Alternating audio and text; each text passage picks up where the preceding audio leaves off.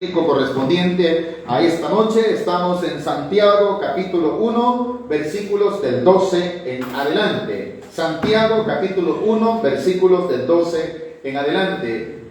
Nos va a hablar la carta acerca de un tema que debemos conocer todos como iglesia, acerca de la prueba y la tentación, que son dos cosas diferentes. Ya nos habló anteriormente de la prueba, pero va a continuar hablando acerca de la prueba, pero a la misma vez el contraste de la tentación. La prueba, ¿cuál es la diferencia entre la prueba y la tentación? Pongamos mucha atención a esto, debido a que hay mucha confusión en la iglesia y una mala interpretación por culpa a veces de nosotros los pastores, quienes hablamos lo que pensamos sin darnos cuenta que debemos hablar lo que la palabra de Dios enseña. Solo instruidos por la palabra de Dios no seremos engañados por el enemigo. Solo instruidos por la palabra de Dios tendremos seguridad de lo que Dios quiere para nosotros y de lo que Dios también nos demanda a nosotros. La diferencia entre una prueba y una tentación es que la prueba es permitida por Dios. Esta sirve para afinar la fe, para afirmar el corazón. Dios la permite. Dios con ese propósito. Como son probados los metales, los proverbios nos enseñan que para probar el oro se pasa por el fuego. Y ahí se da cuenta, ¿verdad? Usted va a una joyería y le dice, mire, aquí traigo esta pieza, ¿verdad? Cuando estamos acabados, pues queremos llevar la fantasía y la pasan por el fuego. ¿Y qué pasa, hermano? Se derrite. Pero si es oro, queda el metal. Entonces, ese fuego, ¿qué es? La prueba para el oro. Así también nuestra fe es probada. Dios la permite. En cambio, la tentación no proviene de Dios. ¿Por qué razón? Porque Dios no tienta a nadie. Nos lo está enseñando la Escritura. Porque Dios no es malo para tentar. Todo don perfecto, dice la Escritura, ¿viene de quién? De Dios. ¿Dios tiene maldad dentro de sí? No. Dios es santo. Amén, iglesia. Entonces está rodeado de ¿qué? De bondad, de amor, de santidad. ¿Cómo va a producir mal o cómo va a producir tentación en nosotros Dios? Tengamos cuidado cuando alguien dice, es que el Dios me tentó. Eso no es posible. Eso es antibíblico y eso es hasta, se podría dar a entender que puede ser una blasfemia el decir que Dios me ha tentado. Porque estaríamos atribuyéndole a Dios la tentación y no puede ser, porque Dios es la fuente que produce todo bien en el ser humano y en toda la creación. ¿Nos queda claro, hermanos? Por eso Santiago nos explica y aclara en el capítulo 1, diciéndonos en el versículo 12, bienaventurado el varón que soporta la tentación. La palabra bienaventurado es una similitud de dichoso, feliz. ¿Cómo es entonces la persona que soporta la tentación? Termina como alegre, termina gozoso, termina feliz. ¿Por qué? Ha pasado, dice, ha soportado. ¿Y qué pasa después? Versículo 12. Bienaventurado el varón que soporta la tentación, porque cuando haya que resistido, ¿el qué? Aleluya, gloria a Dios. Después quiere decir, ¿verdad? Que usted ha sido probado. ¿Qué pasará? Recibirá la corona de vida que Dios ha prometido. ¿A quiénes? Las coronas, las promesas no son para todo el mundo. Aquí dice claramente, ¿y quiénes serán los que recibirán esa corona? Aquellos que le aman. Y aquellos que le aman entonces van a ser ¿qué? Probados. ¿Y qué va a ser probada? Su fe.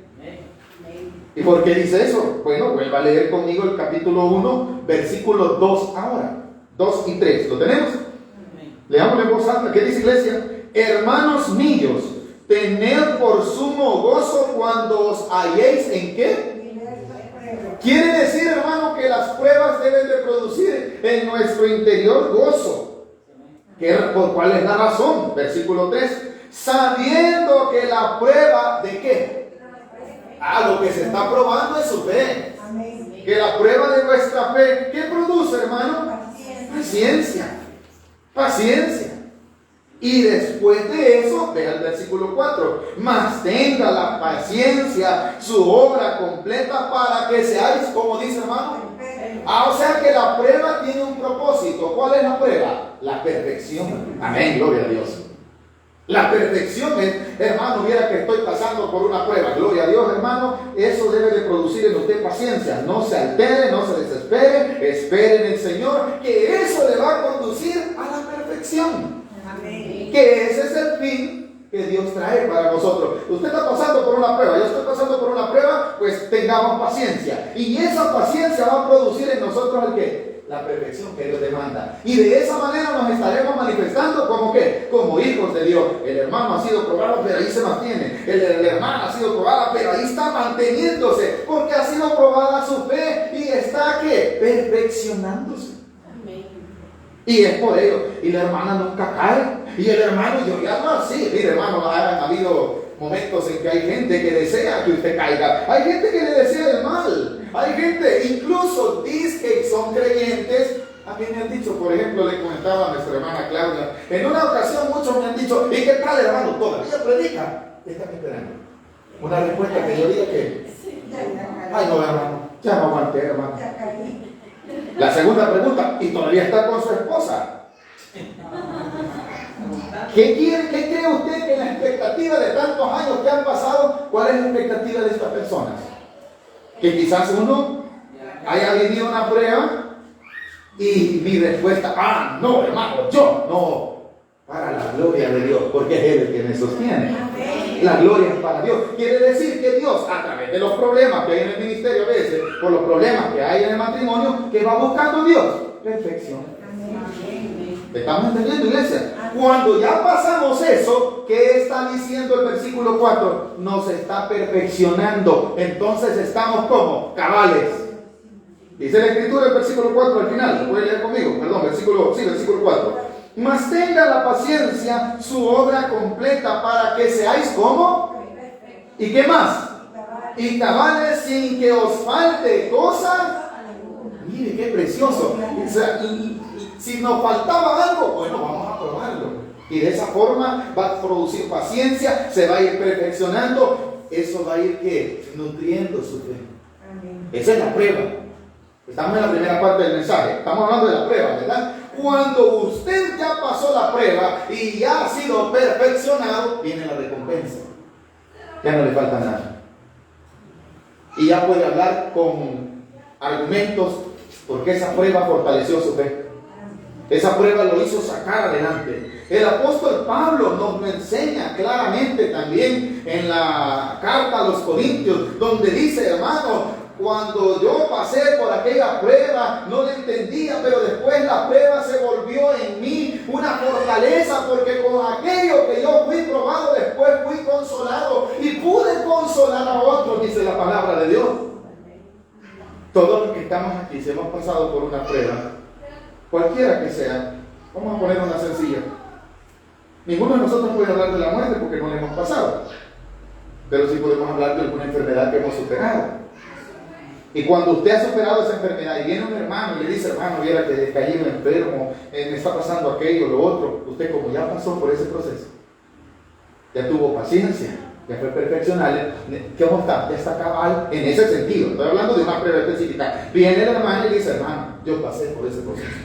La gloria sea para nuestro Dios. Nuestra hermana puede dar testimonio de la vez que estuvo en el hospital y la gloria sea para Dios porque ella pasó su prueba. A alguien que vaya, que le quiera decir, hermana, tenga fe, Dios puede tener misericordia porque ella ya fue que superar esa prueba. Y así cada uno de nosotros cuando hemos sido probados por cualquier tipo de dificultad, esa prueba, hermano, nos vuelve ¿qué? Perfectos y nos perfecciona. Y cada uno adquiere experiencia. Y puede, hermano, no se preocupe, Dios le va a dar fuerza, Dios lo va a ayudar, porque es posible, ella pasó. Pero también eso es respecto aquí en la tierra. Pero también hay una promesa para nosotros que creemos en Él cuando muramos. Esa sí es, esa recompensa es celestial. Y esa es la que estamos leyendo en el versículo 2. Bienaventurado el varón que soporta la tentación, porque cuando haya resistido, quiere decir soportó, ¿verdad? La prueba, recibirá la corona de vida. Quiere decir el laurel, quiere decir la coronación. Esa no es aquí. Esa ya no es aquí. ¿Estamos de acuerdo en esto, hermano? La corona de vida que Dios ha preparado a los que le aman. ¿Cuántos amamos al Señor? Entonces Dios tiene preparado una corona para usted, sí.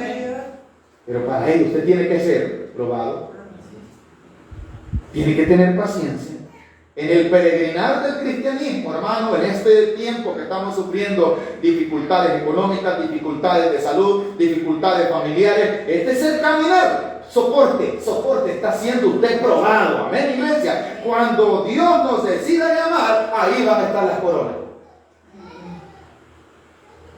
Pero, ¿para quiénes? Para los que han soportado la prueba y le aman. Y el que le ama, aunque pase la prueba, Dios es glorificado siempre en esa persona. Eso es respecto a la prueba. Vamos a la segunda parte del mensaje, en el versículo 13, cuando dice: cuando alguno, esto ya no es prueba, esto es tentación. Versículo 13, ¿lo tienen conmigo? Cuando alguno es tentado, no diga que es tentado de parte de Dios. Cuidadito. Es que Dios me tentó, hermano. En ninguna manera.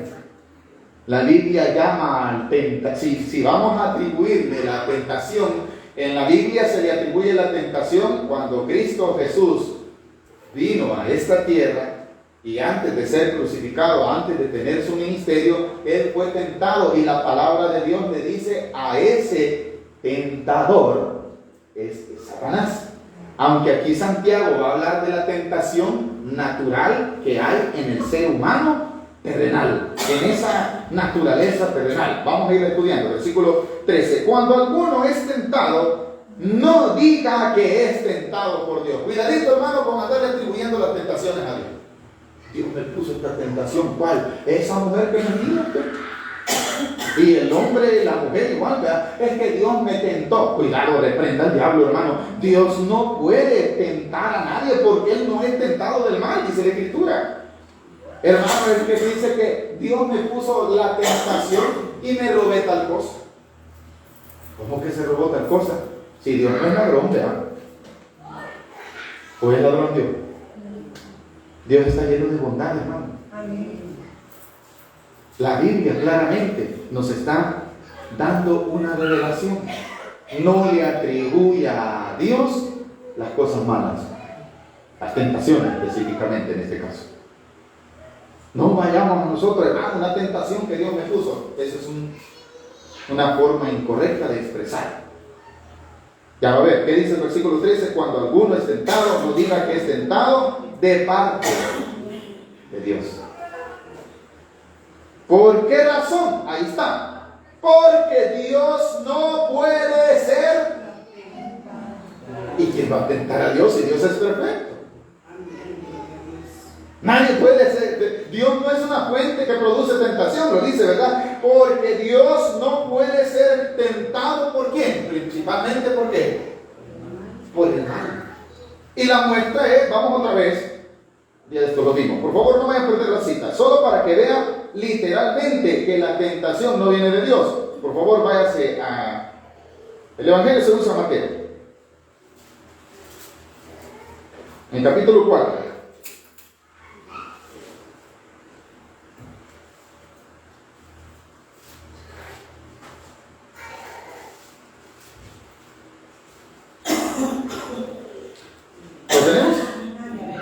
Evangelio según San Mateo capítulo 4. Ahí hay una tentación.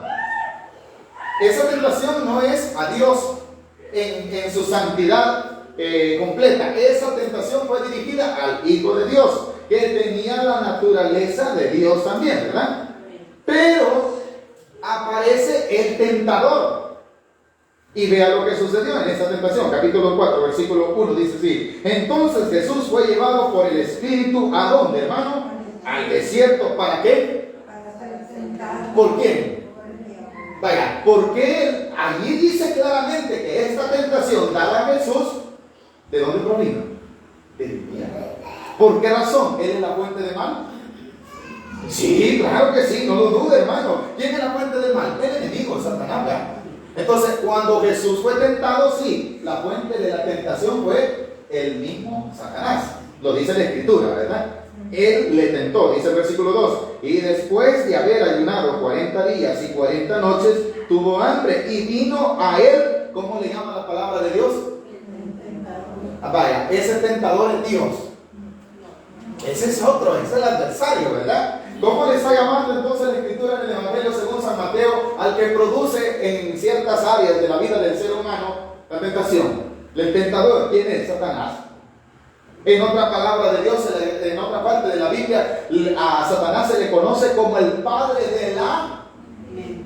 de la mentira, porque la mentira es el cebo o la carnada. ¿Cuántos han ido a pescar? Ninguno. Más de alguna vez. Yo una vez pesqué, gloria a Dios. Aunque sea una chimbola, pero la pesqué. Mis hermanos mayores compraban anzuelos. Pescábamos en río, el mar nunca he pescado. Y buscábamos la carnada. Rascábamos cerca del río y buscábamos las lombrices. Y las metíamos en el anzuelo. Y se ponía mi hermano Saúl era bueno para pescar. Pregúntale, ¿cierto? Y a mí me regañaba porque uno y ellos. Yo antes un sapo agarraba, pero pescaba. Y miren, hermanos, me decía él, cuando sintas que te tiembla el anzuelo es que ya mordió. ¿Y qué era lo que llamaba la atención del pez? La carnada.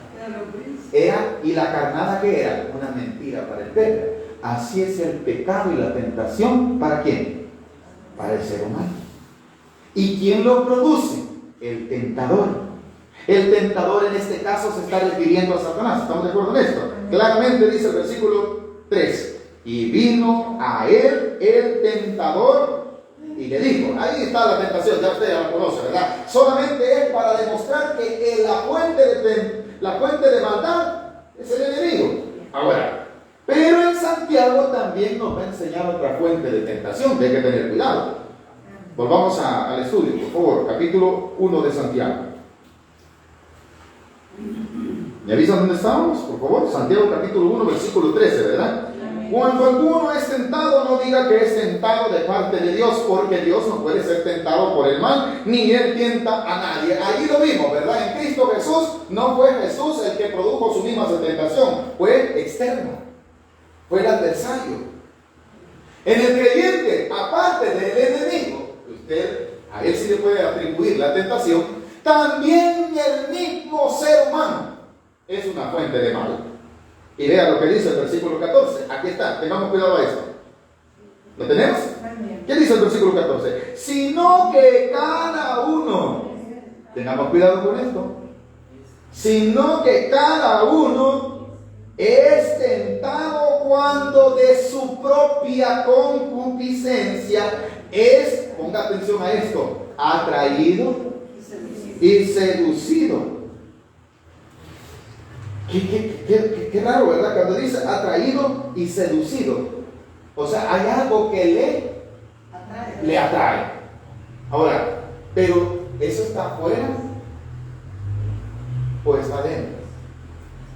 Está afuera. Volvamos, está afuera, sí, pero la fuente que lo produce claramente dice que está en cada uno. ¿Qué es eso, hermano? La naturaleza heredada por nuestro padre, la carne.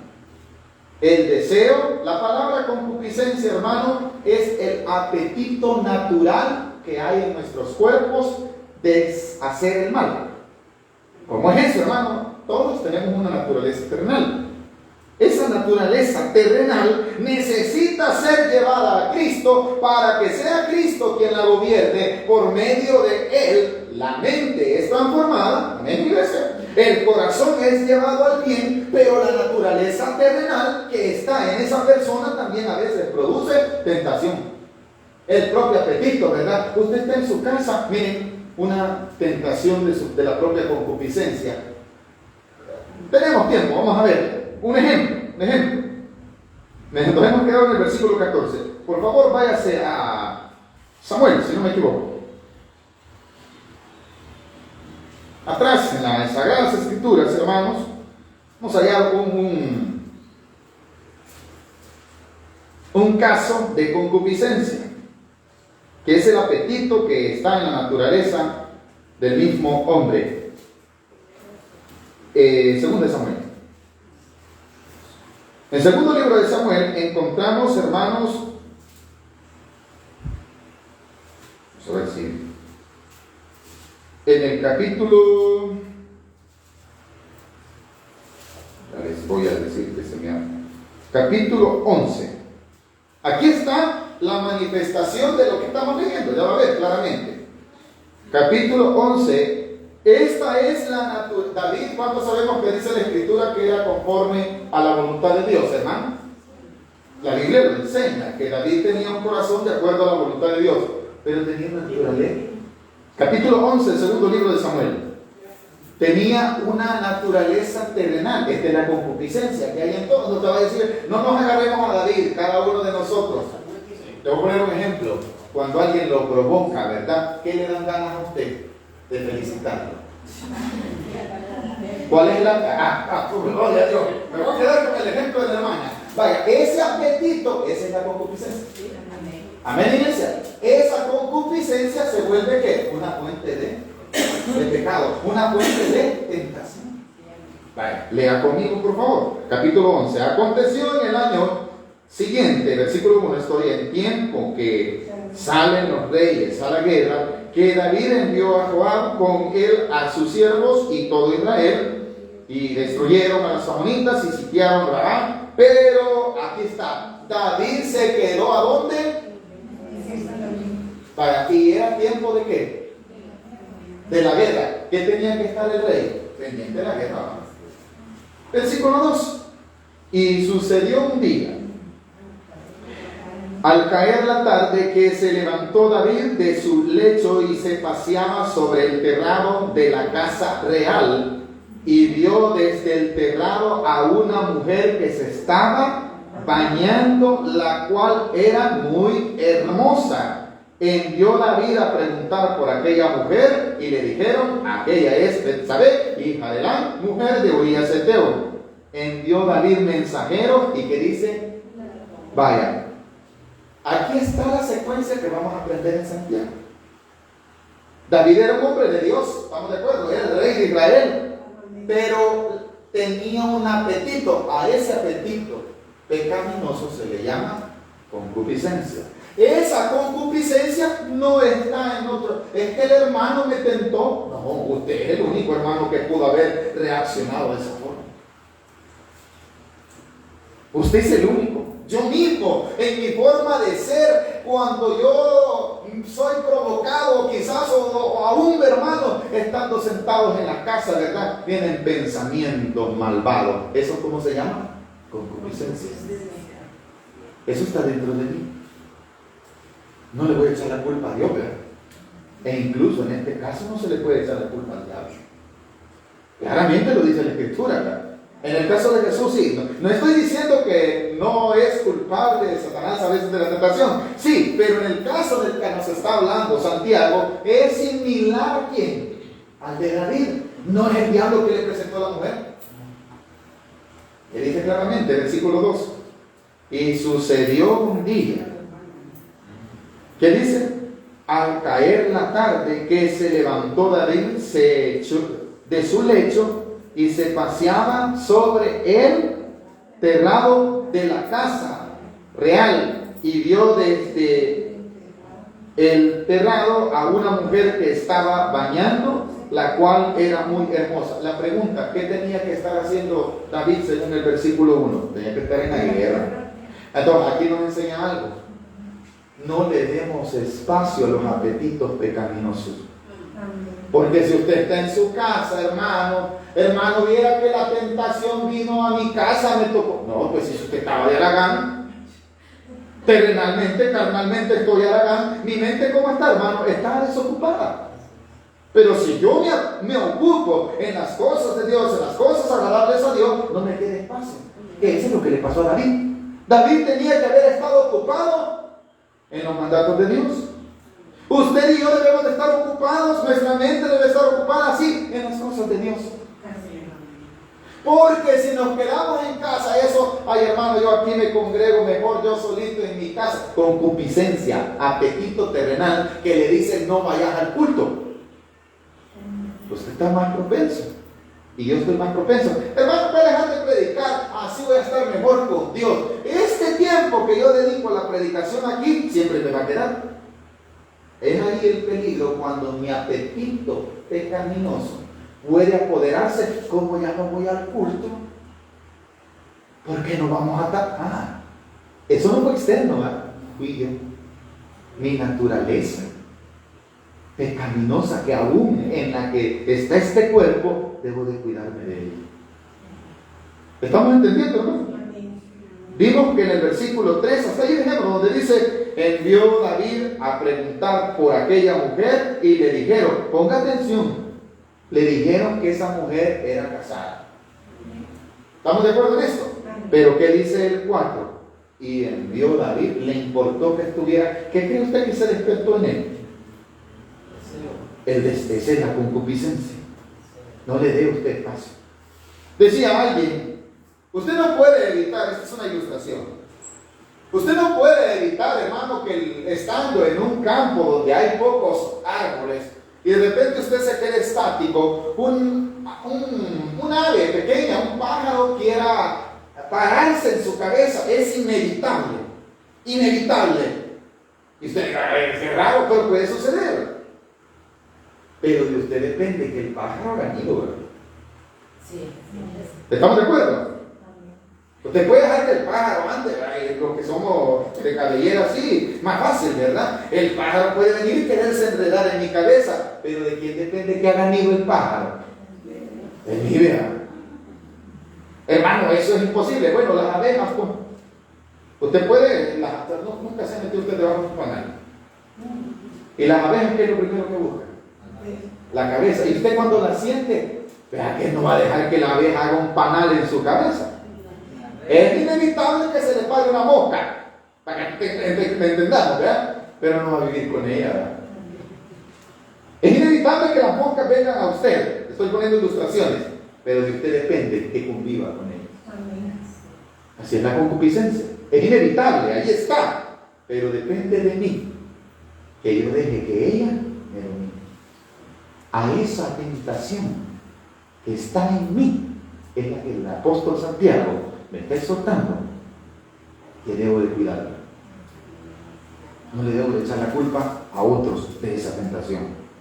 Eso, hermano, de que es que fíjese que el diablo me puso la botella. Mentira, el diablo, hermano, nunca lo he visto sirviendo un trago de un pastor, ni presentándole mujeres, no.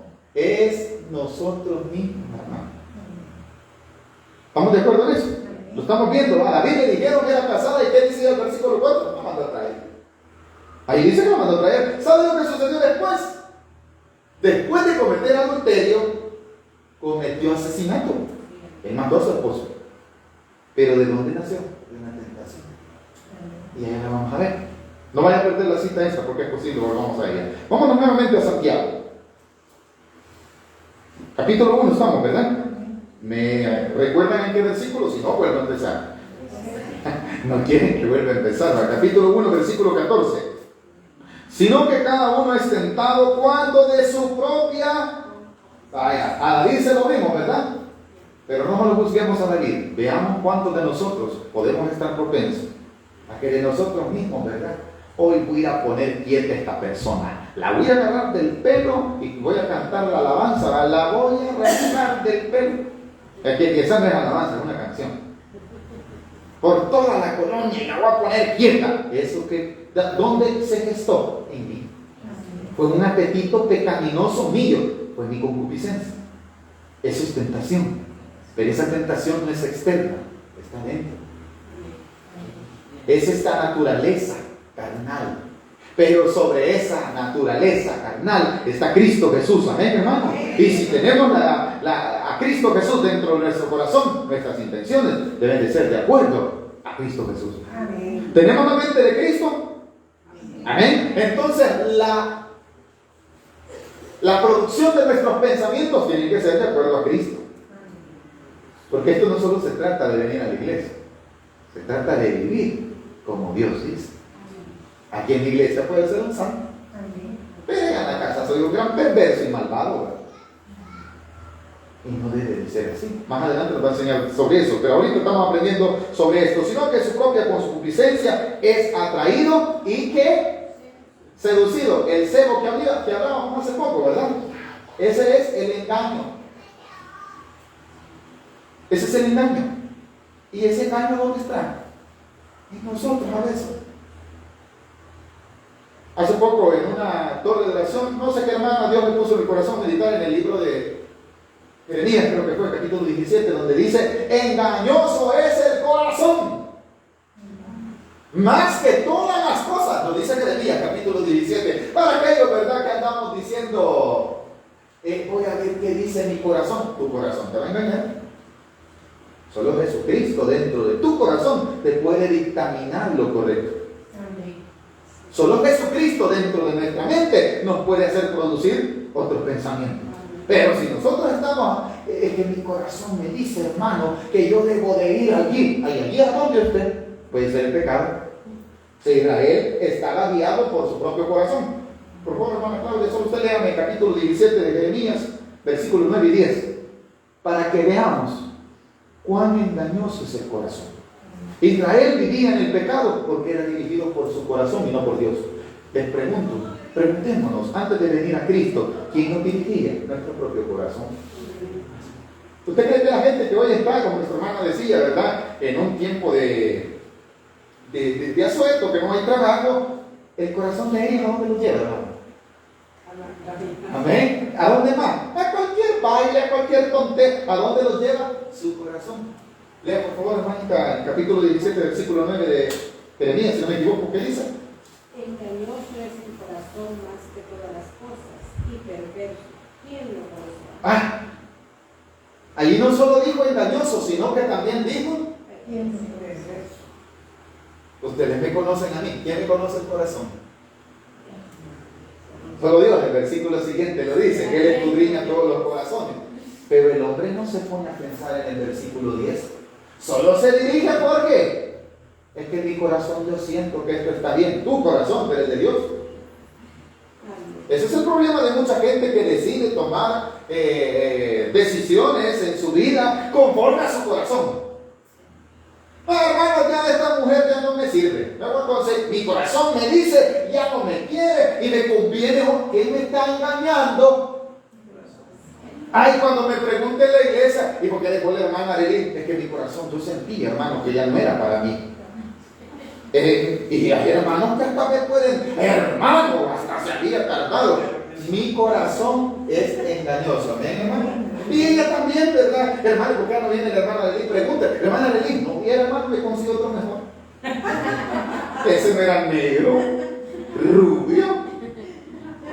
¿Y por qué dejó al hermano Luis? ¿Por qué era negrito? No, yo sentía en mi corazón. ¿Su corazón cómo es?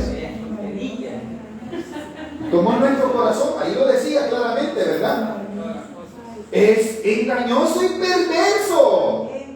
No se deje guiar, hermano. Yo en mi corazón siento ya no congregarme. Es concupiscencia, hermano. Es un deseo pecaminoso que en mi corazón hay. Ya no voy a ir a la iglesia. Eso es perversión. Ese es un engaño del corazón. El cebo, ¿verdad?, que decía ya en el capítulo 1 de Santiago, pues vamos a ver, por favor, es ese engaño. Ese es la carnada que le impulsa, hermano, a ver aquello como vio Eva la tentación expuesta. ¿Cómo la vio, hermano? Cuando se le ofreció, conocerás y serás como Dios, le dijo, ¿verdad? No, le dijo, no morirás. Ya se le despertó la concupiscencia. Volvemos a la ilustración de los que cazan. Los que cazan, hermano, buscan carnadas.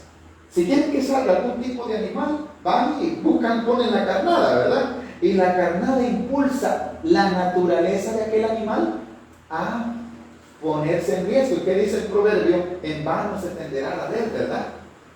No, hubo algo que la provocó. Entonces, amados hermanos, tengamos cuidado con nuestro corazón.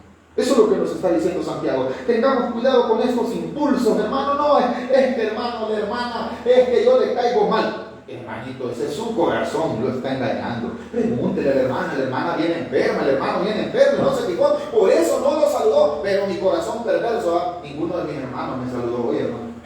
De veras, a saber, hermano, pero yo a todos los vi mal encarados. Pues sí, todos vienen afligidos, hermano.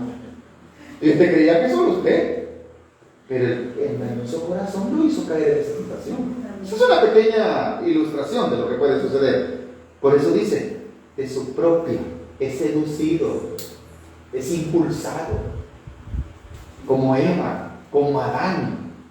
Esa naturaleza está en nosotros, cuidémonos de ella, porque nos puede seducir, ¿verdad? Y cuando venimos a sentir, hermano, estamos como el pez, solo con un engaño. Sigue la secuencia. Su propia concupiscencia es atraído y seducido. ¿Ya explicamos eso? ¿Amén, hermano? Explicamos lo de David. Continuamos, versículo 15. Entonces, ¿qué pasa? La concupiscencia sigue avanzando. Después que ha concebido, quiere decir el impulso se gestó.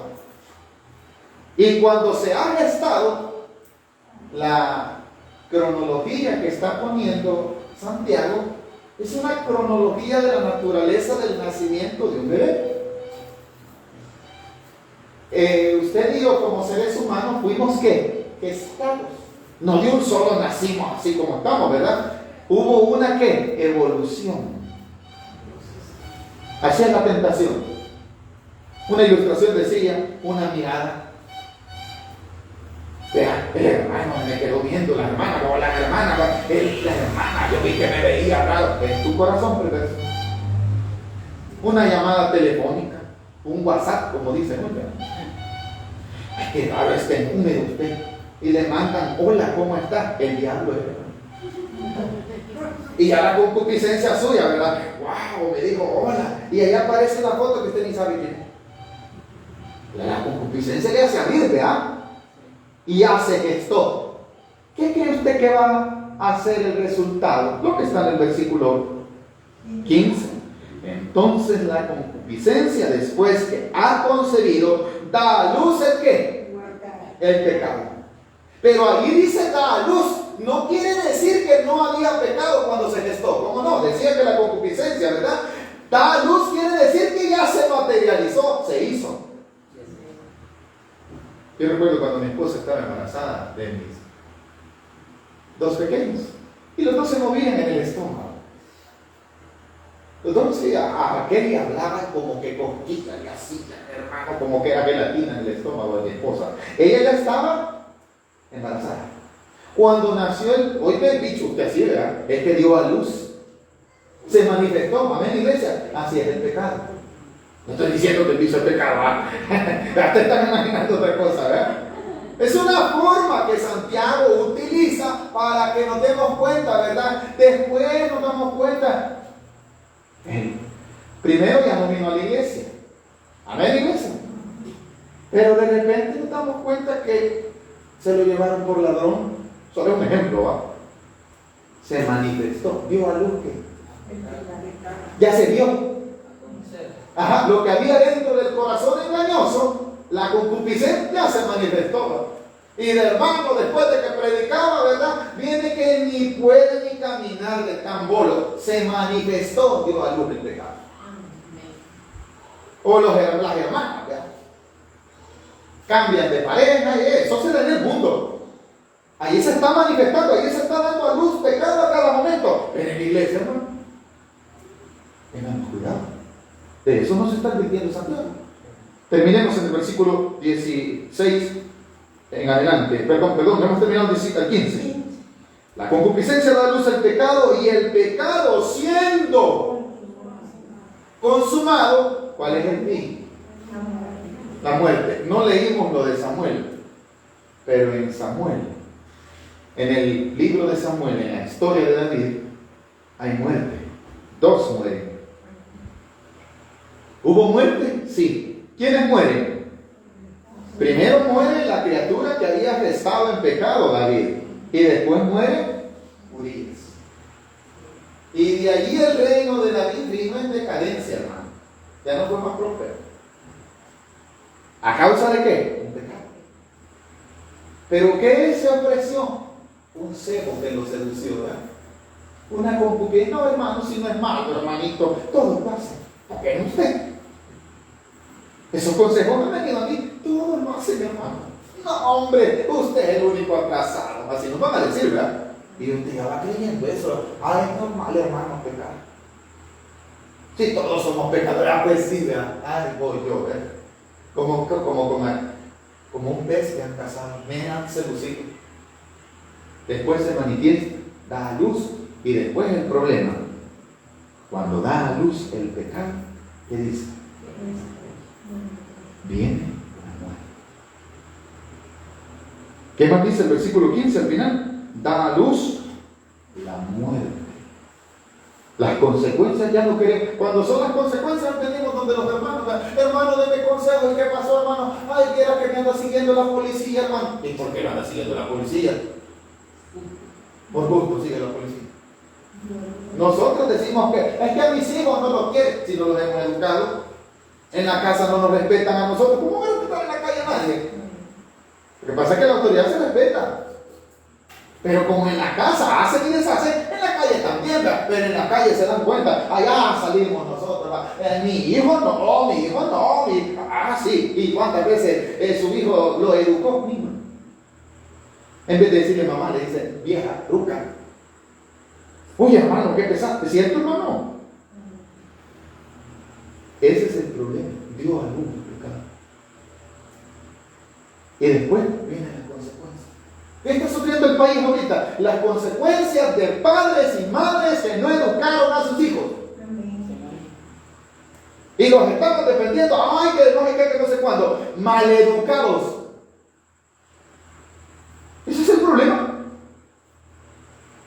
No nos gusta la verdad. ¿Y qué ha pasado? Han venido las consecuencias. ¿Ya vino el qué? La muerte. Y esas no las queremos. Cuando Dios arregló cuentas con Adán, ¿a quién le echó la culpa? A la mujer, ¿verdad? ¿La mujer a quién? A la serpiente, ¿verdad? No nos gusta que venga el qué? La muerte, que venga la consecuencia. No, ahí andamos buscando culpables. Ella, Señor, el Señor, no queremos ser nosotros. Por eso usted y yo como iglesia, aunque cueste, parece ser que usted camina al revés, porque ya el mundo aparentemente ha hecho mayoría haciendo lo malo. Usted en Cristo Jesús es nueva criatura y vive para Cristo, agradándola a Él. Aunque le digan retrasado mental, aunque le digan hoy solo vos sos el que sos santulón, y todo. Sí, pero yo tengo a Cristo en mi corazón, y como Cristo ya domina mi naturaleza terrenal, es la que domina mi vida. Amén. Porque, no, pero es que Dios solo quiere el corazón. Sí, pero las consecuencias de nuestros pecados van a venir. Aunque no nos guste. ¿Han de venir? ¿Qué más dice el versículo 16? Amados hermanos míos, nos aclara, no erréis. Quiere decir, no nos equivoquemos. Eso quiere decir, pero la palabra error también significa pecado. No pequéis. Tanto que la palabra pecado en griego es amartía. ¿Y qué quiere decir amartía? Errar fuera del blanco. Había un lugar donde deberíamos de haber llegado con pulso, pero erramos. Pegamos afuera, ¿verdad? Cuando dice entonces la Escritura, no pequen. No estén atribuyéndole a Dios la tentación, quiere decir, no pequemos, hermanos, atribuyéndole a Dios lo malo. Ahí lo dice claramente, hermanos, no erréis. 16. Amados hermanos míos, no erréis. 17.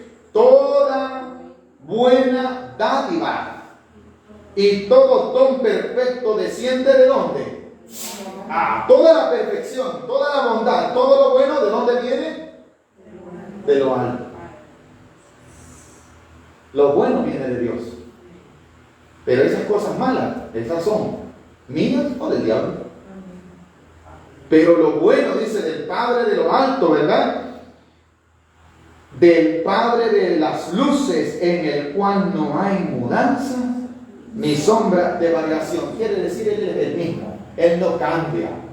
Y si no cambió hace miles de años, sigue siendo el mismo. Él sigue siendo bueno. Él sigue siendo bondadoso. Todo lo bueno que hay en el mundo, todo lo que es perfecto, hermano, eso es el sentido de Dios. Vea usted la naturaleza. En un simple ave, en un simple pájaro, usted se queda viendo. Ay, cómo quisiera volar. El ave vuela y se burla de usted, porque Dios en su perfección a ella ha dado ese privilegio, a usted y a mí no. ¿Y qué se está viendo usted? Ahí, en la perfección de Dios, ¿verdad? como un ave tan perfecta para volar. Usted y yo nos jactamos de razonar mejor que los animales. Ellos tienen dones que usted y yo no los tenemos. ¿Y eso fue dado en qué? En la perfección de Dios. Todo dádiva, eso viene de Dios. Lo bueno viene de Dios. Pero el hombre se equivoca. Lo bueno se lo quiere atribuir a él. Y las cosas malas se las quiere atribuir a Dios. No pequemos, dice. No erremos. Lo bueno es de Dios, desciende de lo alto. Ahora, hermanos, en el cual no hay variación. Y esto, con esto termino. Versículo 18. Él, usted y yo somos cristianos gracias a la voluntad de Dios. Usted y yo somos salvos porque nos rebuscamos. No. Ah, no, hermano, es que yo me rebusco. Ahí estoy en la iglesia y estudio, hermano. No, hermano. Es Dios. Amén. En su misericordia que le ha escogido. Nosotros perdidos somos. ¿Qué dice el versículo 18? Él de su voluntad nos hizo nacer por la palabra para que seamos primicias. Hay un propósito por el cual Dios nos escogió, para que esa nueva criatura se manifieste cada día, para dar a entender que hay una forma de vivir conforme a la voluntad de Dios. ¿Hemos aprendido algo esta noche, iglesia? ¿Qué hemos aprendido? Que no debemos de atribuirle a Dios, recapitulando un poco, ¿verdad? Primero, hay una diferencia entre la prueba y la tentación, ¿verdad? La prueba Dios la permite. ¿Amén, iglesia? La tentación es del diablo o de la naturaleza carnal de todos, ¿verdad? Y esa no se la podemos atribuir a Dios. Hemos aprendido también que si lo soportamos, tendremos la perfección. Seremos como cabales. No le falta nada, como cuando usted va a comprar al mercado, deme 2 libras de frijoles, y usted ve que agarran la bolsa, le empiezan a echar frijoles. ¿Qué está viendo usted? Está viendo 2 cosas, los frijoles y la pesa, ¿verdad? Y si usted le dice, mire, ahí le faltan 1 onza, le falta. Cuando usted y yo hemos sido probados y pasamos esa prueba, estamos cabales, dice la Escritura. ¿No han aprendido algo, hermanos? Dejémonos aquí para la gloria de nuestro Dios. Vamos a darle al Señor las ofrendas. Cada uno de nosotros démosle como Dios pone en el corazón, no